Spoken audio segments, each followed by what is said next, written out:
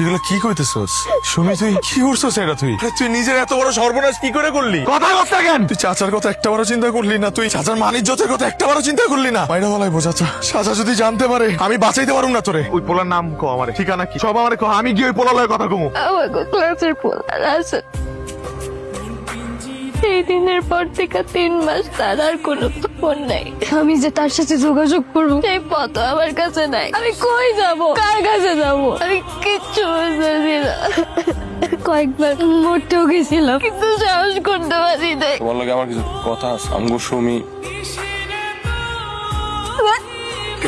কথা বিশ্বাস করে এখানে সুমির কোনো দোষ নাই। আমার মনে হয় চেয়ারম্যানের পোলাই সবকিছু করছে। ওরে আমি টুকরা টুকরা করে ফেলাবো, টুকরা টুকরা করে ফেলাবো আমি। তা পাগল হয়ে গেছো চাচা। আকাশ আমার ছাইরা দে, ওইটাছে আমার জন্য একটা অভিশাপ। ওর পয়সা থাকার কোনো অধিকার নাই। কেমনে পারলো আমার এত বড় ক্ষতি করতে?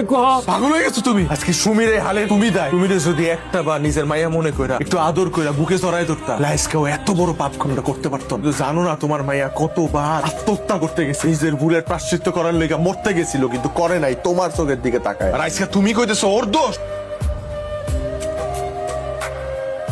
কি ব্যাপার হঠাৎ এত আয়োজন করে আমার বাড়িতে? আনুষ্ঠানিক প্রস্তাব নিয়ে আসছি চেয়ারম্যান সাহেব। আমার মেয়ের সাথে আপনার ছেলে।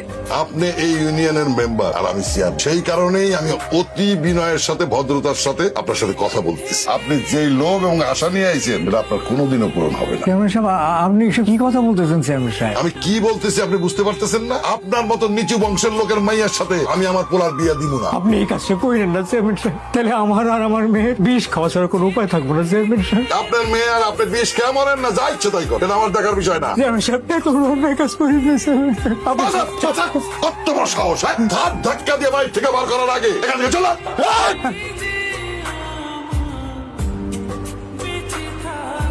আমি তোর কাছে একটা জিনিস চাবো, বাস আমার দিবি বাস। আমার পুরো জীবনটাই তো তোমার নামে। কি চাও কও, আমি আমার কলিজারা সিরা দিয়ে দিব তোমার। তুই আমার মায়ের বিয়ে করবো স্যার। আমি তো সাথীরে ভালোবাসি স্যার, তুমি তো জানো সাথীরে বিয়ে করতে চাই। তুমি এটি জানার পরও আমার এই আমি জানি, আমি সব জানি। তারপরে বাজান আমি স্বার্থপরের মতো তোর কাছে এটা চাইতেছি। আমার মান সম্মান এখন তোর উপরে বাজান। আমার যদি তুই ফিরে দিস খালি হাতে, তাহলে আমার আর সুমির বেশি খাওয়া ছাড়া কোনো উপায় থাকবে না বাজান। আমার মায়ের বিয়ে করে তুই আমার মান সম্মানটা রক্ষা কর বাজান। আমি দূরে বাজান, তুই আমার মান সম্মানটা রক্ষা কর। আমার এই জীবনটা চাচার দান। ছোটবেলা থেকে আমরা অনেক আদর যত্ন করে বড় করছি, মানুষ করছি। আজকে একটা জিনিস চাইছি, জীবনে প্রথম আমি না করতে পারি নাই। আমি কি করবো?